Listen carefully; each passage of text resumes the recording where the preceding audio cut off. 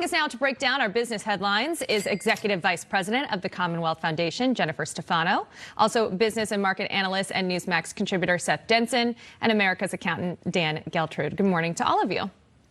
Good morning. Hey, good morning, Rachel. All right, let's start with Target, hitting the mark, seeing sales rise as holiday shopping's kicking in early. Retailers are trying to sidestep those chain snags. Target, actually chartered its own shipping vessels to make sure that their goods got there in time for the holiday rush. We heard about stores saying they were going to do this. Seems like it worked for them, worked for Walmart also. But Jennifer, the problem here, we always tell people shop small business.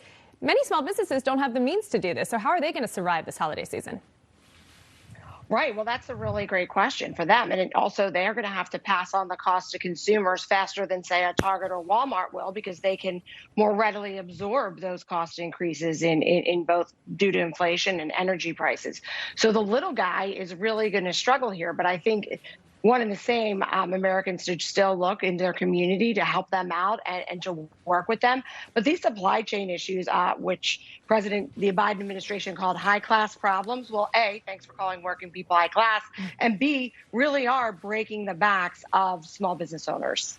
All right, something else interesting we're seeing right now. We constantly hear about hospitals having a tough time keeping doctors and nurses, whether it's through the pandemic, through vaccine mandates, et cetera. Now we're hearing that nurses are getting raises from hospitals that are desperate to keep them. So, Seth, these hospitals really doing what they can to not only keep their employees, but also keep them happy. How long do you see this being an issue? Well, now they are. So many of these hospitals were forcing many of these nurses to do the vaccine without, with no option, really, or they're fired. And so these are people, these are heroes. These are people for over the last 18 months to 2 years. We have needed desperately to work overtime, effectively missing their family, missing their lives, and in some cases losing their lives. It's estimated that the United States is going to have a shortage of over 1 million nurses by the year 2030. So we've got to start treating these people better so more people will want to get into this field, and certainly the way we've treated them over the last few months, it's not been good. We had a nurse on the show earlier this week with a photo that went viral showing her shoes and badge and all the things she's done over her career, wearing those shoes, wearing that badge, and then she essentially had to resign over the vaccine mandate. Let's talk about not just hospitals. Yes, Jen, what's her name? John Deere workers okaying a contract, ending a month-long strike. They made out pretty well. That deal includes an $8,500 signing bonus and a 20% increase in wages over the lifetime of contracts, with 10% this year. So, Dan, not just hospitals, other companies trying to do what they can to keep their employees. Yeah, right now, employees are in the driver's seat because companies need their workers. So supply and demand, they're going to have to pay more to have their people do the work that needs to be done. But in this particular case, and although many may celebrate to say, isn't this great for workers? And it is a great thing for the workers. Do you think that John Deere is just going to absorb all these additional labor costs? They are not. Nothing is free. It is going to get passed along ultimately to the consumer, hence why inflation will continue to rise. Nothing is free. Haven't we learned that yet? All right, let's talk about SpaceX. They're hoping to launch the first orbital test flight of its massive Starship rocket in January. The goal is to get cargo and people on missions to the moon and Mars. So, Jennifer, obviously a fascinating idea, exciting as well. Do you think now is the time for this, or could we possibly, Elon Musk, be putting his money to better use?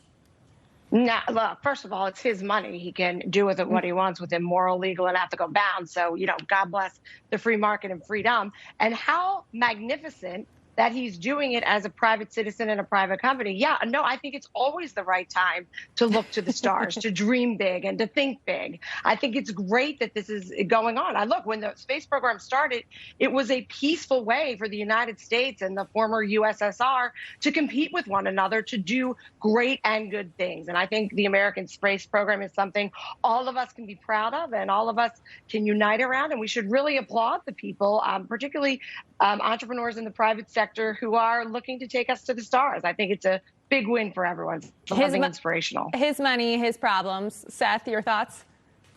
Oh, no, listen, I couldn't agree more. I love it when private sector comes in and says, hey, step aside, federal government. We got this. And they show us how to get it done. Listen, I think that flights on, whatever Amazon's is, I can't even remember the name of it now, but like $250,000. So it's not something that I will be partaking in anytime soon, but maybe Dan will. Maybe Dan will. All right, this last one, Dan, I feel like you'll just be into it, so let's end here.